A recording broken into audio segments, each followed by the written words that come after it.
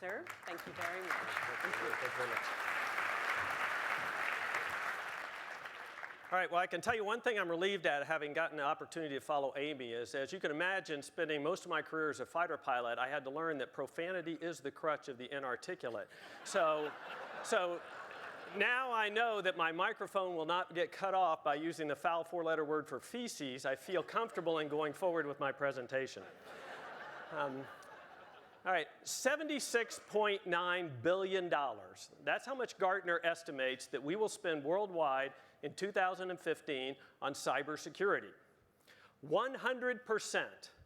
That's the probability that your company will get breached if it is the object of a dedicated, targeted attack. In other words, if a hacker decides, even a hacker with moderate resources, decides he's going to go after your company, you have to assume that he is going to be successful. So what do? Do we throw our hands up and take the attitude, well, I'll just spend nothing. If $76.9 billion isn't going to stop it, my company can't spend enough to make it stop? No. While cybersecurity, you can never create a perfect defense, you do have options. And I would suggest you take the attitude that what I have to do is I have to make myself a harder target than the other guy. It's like the old joke about the bear.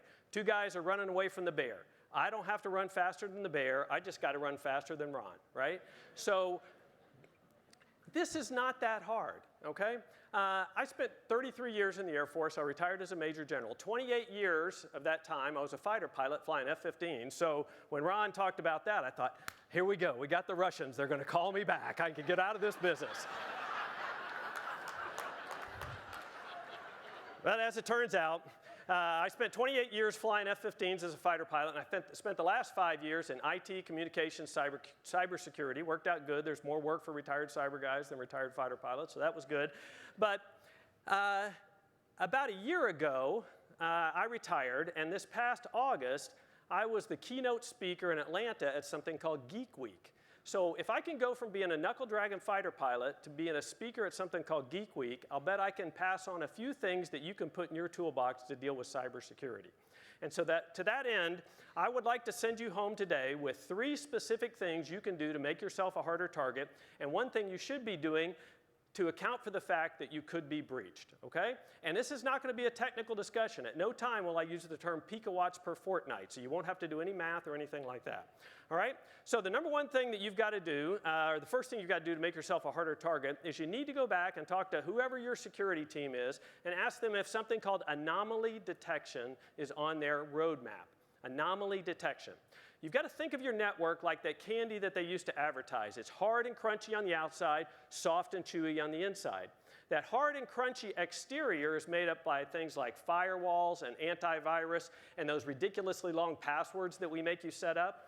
Well, the bad news is that almost any hacker can get through that hard, crunchy outside.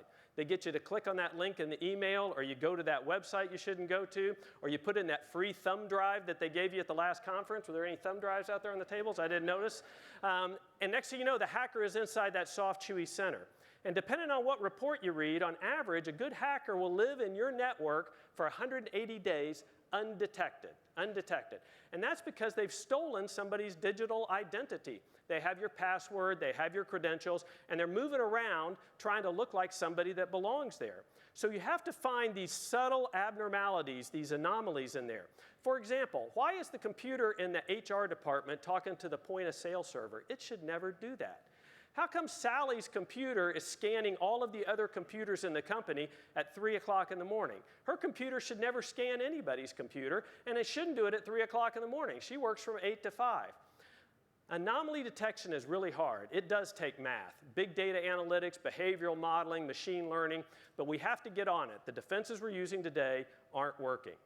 Second thing you can do, and this is right on the CEO, I would argue. Does your company have a culture that says cybersecurity is important? When your CEO talks about revenue and expense, does she talk about cybersecurity at the same time? Does she know how to ask the right questions and, more importantly, understand the answers? And I'll give you an example of what I mean. CEO of a company, if they have a question about something that's going on in operations, they know what to ask the chief operating officer, and they know if the answer is well, if the answer lacks rigor, let's well say. But And the same thing with the finances. If they've got a question for the CFO, they know what question to ask, and they know if the answer makes sense. If the CEO has a question about cybersecurity or IT, more often than not, they look at the CIO and they go, Fred, are we good? That's a completely different dynamic. CEOs have got to understand what are the right questions and do the answers make sense. The second way to see if your company has a cybersecurity culture is to see if the CEO is the model user. I was working with a large healthcare company about 4 months ago. I was in a conversation with the CEO and the Chief Information Officer, the CIO. And the CEO goes, you know, Fred, every week I got to call you up and tell you I clicked on another one of those damn links. And Fred goes, that's okay, boss, we got you covered. I mean, give me a break. If you were a bank president and for some reason you were the last one out of the bank every Tuesday night, would you joke with the chief security officer and say, you know, Fred, I just can't remember to shut the vault, turn the dial, and turn on the alarm. I don't know what's wrong with me. No, that's not the approach you would take. The CEO has to be the model user, and the CEO's office has to be the last one that looks for some exception to policy. And a lot of CEOs don't like it when I say this, but if the CEO doesn't take on culture, it's not going to change inside of a company, okay? The third thing is all about the data, okay? What's your critical data, where is it, and who has access to it, okay? So, critical data. Not all of your data can be critical. You have to decide the data that I have, of that data, what if it were stolen, manipulated, destroyed, or exposed to the public? Would this have a strategic impact on my company? That may be your customer database. That may be personally identifiable information that you hold. It may be the bid you're going to make on that next tour operation in the Philippines. It may be the emails that articulate what you think of Angelina Jolie's acting skills. Whatever it is, you have to identify it, and then you have to figure out who has access to it. Which humans have access to that data? Are they the right humans? Should they have access to all of that data? Are there humans on the list that left the company 3 years ago? You have to understand who has access to it, and then you have to know where it is.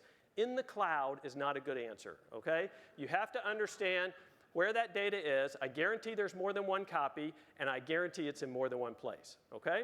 So that's the 3 ways to make yourself a harder target. If you do all of that, you will significantly reduce your risk, but you have to consider the possibility that you will still be breached, which means your company has to prepare. And it's a matter of training and exercising. And it's important that you understand the difference between training and exercising. You train somebody to do something, and then you exercise to make sure that the training works. And the exercise has to be realistic, and it has to be sometimes stressful to make sure that the training is good. So your company should be preparing to handle a breach. Now, for the Chief Information Officer, it's a technical thing, and most of them have that figured out. How do I recover the data? How do I fix the computers? How do I do the forensics to figure out what happened so it won't happen again?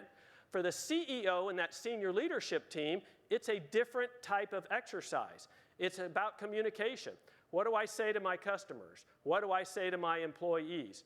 What do I have to say to regulators? What do I have to do with law enforcement? What do I say to the media? So you need to have exercised this. You need to have playbooks and templates prepared. When the breach happens, is not the time to figure out the process. Look, nobody expects your company to survive any possible cyber attack. What they're looking for is, are you prepared? Are you proactive? Can you survive? And can you move on? Okay? So 3 things to make yourself a harder target. Get you some anomaly detection, okay? Number 2, make sure your company has a culture that says cybersecurity is right up there with all of our other priorities, okay? Number 3, my data, my crown jewels. What is it? Where is it? Who has access? And at the end of the day, be prepared for the worst. Your business can survive, can continue to grow, and you can move on. Thank you all very much. Brilliant. Excellent. I'm going to take you out of the dark. Sir, thank you very much. Thank you. You have built a career in your life's work on protecting people, going from 35,000 feet down to different layers of technology. When these events happen, and when people are in a state of, oh my goodness, and they realize 180 days later the damage is done, what is your learning about what the first response should be? Suddenly one detects, we have a problem. In that first 24, 48 hours, what have you learned needs to be the instinctive first response, which often we miss out on? Yeah. Well, I think it goes back to what have you done in preparation for this? Because your ability to have the right first instinctive response is based on what did you do in steady state before the crisis occurred? You know, I frequently tell people that I flew my first actual combat mission in Desert Storm. And when I crossed the border the first time into a place where people were actually going to shoot at me, was I a little anxious? Yeah, somewhat. But I was completely confident that I knew exactly what to do because we trained and we exercised and we prepared. So if you take those steps to prepare for this, to consider the eventuality, then your instincts are going to kick in the right way. And if you haven't trained and prepared, then your first instinct is going to be, holy shit, right? What do I do? So I would say that you need to breathe through the nose, like Ron said, take a minute to assess the situation, and then start to bring in your team and determine how do we press forward with this. Quick second follow-up question.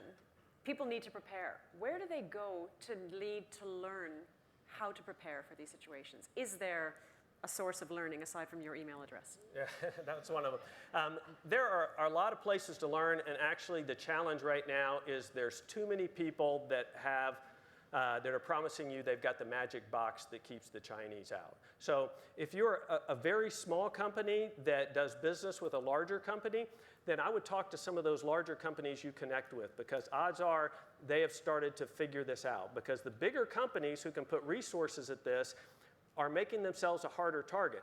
So the way they try to get in, and a group like this would be an example, I know a number of you are smaller, maybe operators that tie in with much larger companies, you become the quickest way in. You now become the target you didn't think you were in a way before. So I would look to my peers, especially the larger ones, see what they've done, see what kind of consultants they've hired, see where they've elected to put the resources. Because one of the biggest challenges is you don't know what risk you're taking, therefore you don't know where do I put my next dollar to reduce that risk. And so that would be my recommendation. So use your network to secure your network. Absolutely. Ultimately. Absolutely. Very good. Ladies and gentlemen, Major General Williams, Okay, thank you very much.